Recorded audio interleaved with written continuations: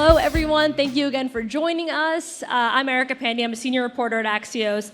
I'm also the co-author of Axios Finish Line with my two bosses, Mike Allen and Jim Vandehei. So if you're not subscribed, do me a favor, go to axios.com/newsletters. Our second guest is not only an expert in free speech, but also works, sorry, we're not great at handheld mics, but also works at a university. He is the David Bowie Professor of Law at Yale Law School and the founding chair of the Academic Freedom Alliance. Please welcome Professor Keith Whittington.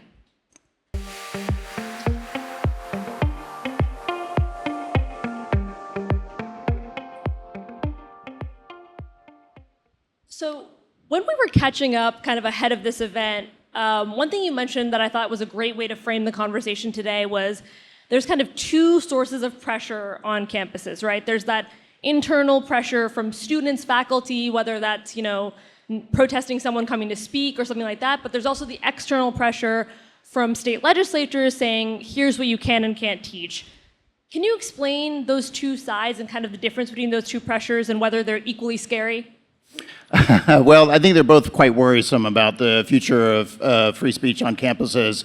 And it's a relatively new phenomenon for there to be lots of pressure from inside the university to shut down speech in various ways. Traditionally, universities were places that were pressing for more speech to occur on campus. But that's not so true anymore. There's lots of, as you say, faculty, administrators, and students who think there ought to be less speech on campus. Those pressures are often coming from the left on campus, in part because campuses are overwhelmingly left-wing spaces. And that sometimes means pressure against conservative speakers, but maybe it also means internal pressures within the left itself, in which there are demands that faculty not say certain things in the classroom or outside the classroom. There are demands that certain speakers not come to campus and say certain things.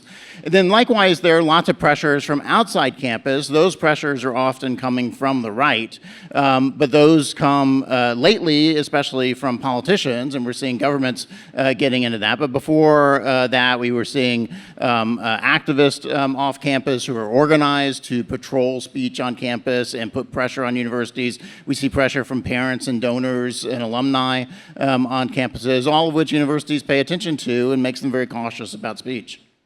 And when we were chatting, I mean, it was kind of in the flurry of the presidential news we've had, and the spring feels like it was 10 million years ago. And I said, okay, well, the protest thing is kind of over, right? And you said, no, watch the fall, I expect more. Tell me what you're looking for in the fall. Well, I was certainly expecting that there'd be a lot of protest in the fall regardless because of the upcoming election. And I think we've seen that in the last two election cycles, certainly dramatic flare-ups of conflicts over speech on university campuses. I don't think this fall is going to be any different from that perspective.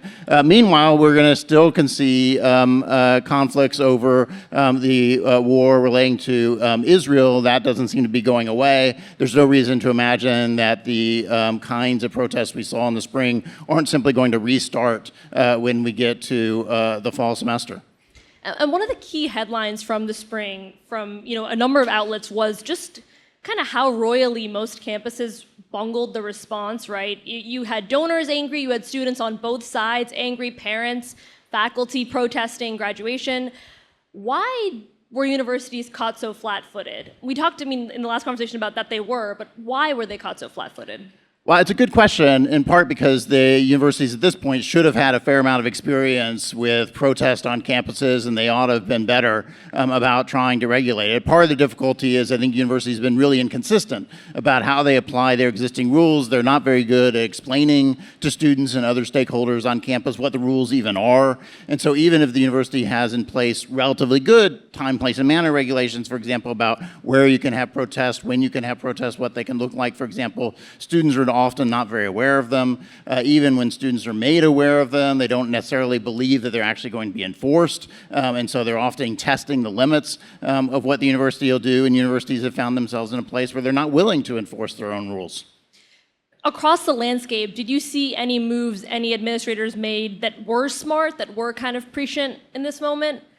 Well, I think some handled it a little better than others. Unfortunately, it's hard to point to anyone and say, well, they did a really bang-up job and the problem was solved there. Partially, it's a function really of not only what the administration did at the university, but also what kinds of protests they're dealing with and how the students responded, and often how people off campus are responding as well. So I think the universities in the New York area, for example, had a really tough task, and that's not simply a question of how the administrators reacted, which was often not great, but also the fact that there are lots of outsiders who are coming to those campuses very easily. There's a lot of interest in those protest activities, and that makes it much more difficult to manage the population there on campus. Mm-hmm.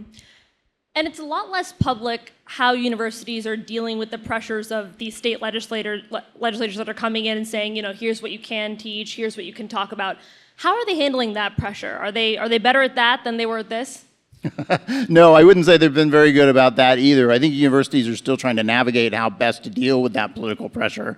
I think universities have mostly been trying to work behind the scenes and lobbying legislatures, either to encourage them not to pass the more draconian versions of the legislation, or to modify the legislation in order to make it more manageable. And then universities are often playing catch-up to try to figure out, okay, well, now the legislatures have responded, how are we going to do our best to live with the legislation that's in front of us, live with that hostile political environment that surrounds us? I think universities would be somewhat well advised to try to get out in front of this a little more, to try to explain more to the public as well as to politicians what universities stand for, why we do what we do, why when people hear outrageous stories about things that are happening on campus, whether or not those things are even true, because sometimes they're not, whether or not they're outliers and can't be easily generalized, and whether or not sometimes they're justifiable. And there's good reasons why things that from the outside may seem crazy that's happening on campus, there's a good reason,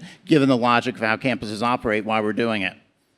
And we saw faculty get very involved most recently. There were kind of at protests, at counter-protests, we saw faculty protest in and of themselves. What role do professors play whether it comes to protecting speech or supporting students? Where do you kind of fit into all of it? Well, you did hear a bit of a mantra during some of the protests from some faculty saying our job is to support students. And that's true, of course, to some degree. But you want to support students in doing things that are appropriate for what students ought to be doing. And first and foremost, of course, that's the educational process, and you need to be supporting students in what they're doing educationally. Other than that, faculty, of course, are bound by the exact same kinds of rules that apply to the students themselves when it comes to protest on campus. And so we certainly saw some instances of faculty trying to obstruct police when they're trying to monitor a campus. We saw instances of faculty trying to obstruct administrators, trying to enforce rules. And really that's, of course, as inappropriate for faculty to do as it would be for students to do. And faculty are opening themselves up to discipline, in some cases criminal prosecution, for interfering with the university, trying to enforce its own rules, and sometimes trying to enforce civil laws on the campuses themselves. And we have a little bit of time left. I want to focus on a little bit of an elephant in the room, which is, why do we care so much about universities? You have lawmakers getting involved, right? Like you said, in New York, they became a site of protest, not just for students, but for all kinds of people, all kinds of community members. Why does what happens on campuses and how speech is protected or restricted on campus have implications for all of us? Well, I think it'd be fair enough to say we maybe ought to worry a little less about what happens on campus. Maybe we're giving too much attention to campuses, and we may be giving too much attention to certain campuses in particular. There is an instinct to run to where the fire is, and so to the extent that we see really spectacular behavior on some particular campuses, we pay a lot of attention to that, don't necessarily pay attention to how other campuses are operating just normally, and it gives us a misleading impression of how the university environment operates more generally. But more basically, I think universities are a bit of a bellwether about the nature of free speech in society more broadly. They are the places where the most controversial ideas ought to be discussed, have traditionally been discussed, both in a public setting and in an academic setting. And if you can't have good public discussions, free and vibrant public discussions in a university campus, it really says bad things about American society as a whole. And so I think it is important to take these moments to be an opportunity to try to understand, okay, how do we approach free speech in America? What's the scope of free speech? What's the nature of the proper restrictions on free speech? And not only how should we play that out on a college campus, but also how should we play it out elsewhere? And you said earlier in the conversation, which is, a true thing, everybody knows that universities are kind of leaning liberal, overwhelmingly liberal spaces in some cases.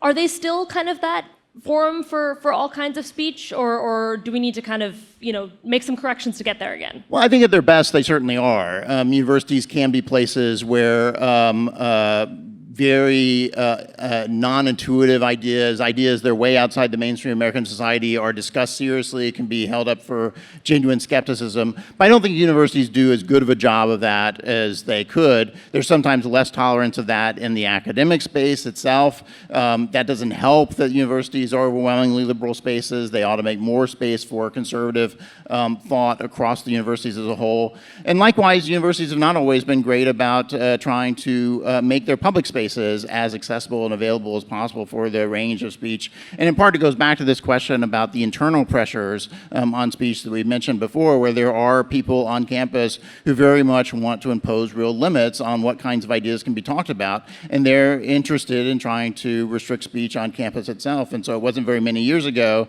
the legislatures, instead of themselves trying to restrict speech on campus, were instead thinking about, okay, what's the right kind of model legislation we could adopt that would try to protect more campus free speech. And in some ways, I wish we were back in that world where legislatures were more concerned about how do we protect speech better on campus rather than trying to figure out, well, here are some ideas I don't like as a politician. How can I restrict that speech? We have about a minute left. I want to end on a fun note. What is your favorite thing about teaching young law students? They're extraordinarily interested and they're smart. And so in general, one of the great wonders of teaching is you're exposing students to new ideas, things they haven't encountered before. It's part of the great thing about being in universities in general as a faculty member broadly, but certainly in a classroom context, to get students thinking about something they haven't thought very hard about before is really a wonderful experience. And it doesn't always click, but when it does, there's nothing like it. Thank you so much. That is all the time we have. Thank you, Professor Whittington.